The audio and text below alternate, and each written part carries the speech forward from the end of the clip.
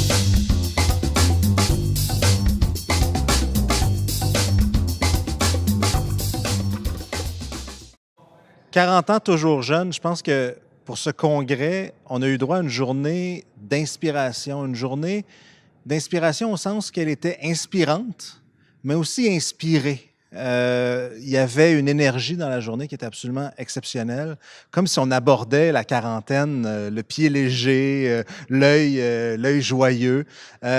On a eu droit à des conférenciers qui sont tous dans la jeune quarantaine, puis qui sont venus nous raconter, c'est pas des conférenciers professionnels, des motivateurs, c'est des gens qui font des choses dans leur quotidien.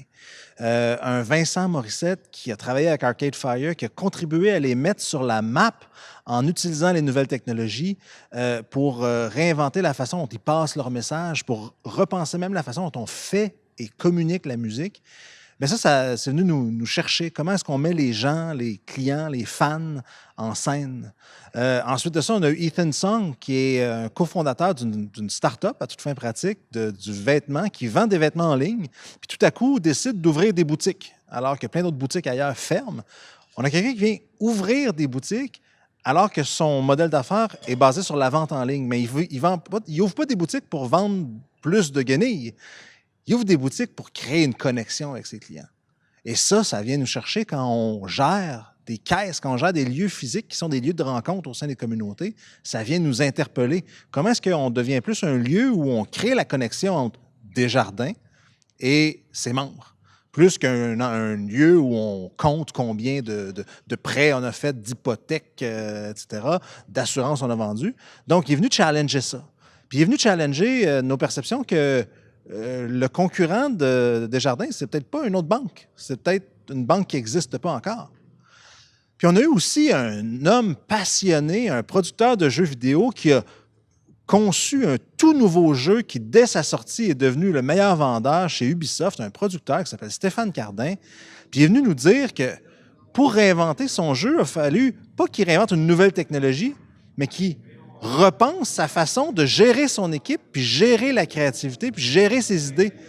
Puis que sa capacité d'inventer une nouvelle franchise de jeu à succès, ça a d'abord été de repenser la façon dont il travaillait à l'interne, dont il permettait à tout le monde dans son équipe, quel que soit leur titre, d'avoir des idées.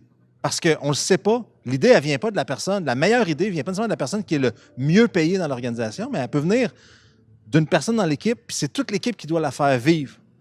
Donc, quand on regarde tout ça, on a des conférenciers qui sont venus nous partager une passion dans ce qu'ils font, dans un domaine qui semble extérieur, mais qui sont venus ébranler au cœur notre conception de qu'est-ce que c'est que de gérer une caisse. Qu'est-ce que c'est que d'être un des dirigeants d'un mouvement qui se veut une coopération, qui se veut une grande coopérative où les membres sont les propriétaires, mais sont aussi les parties prenantes.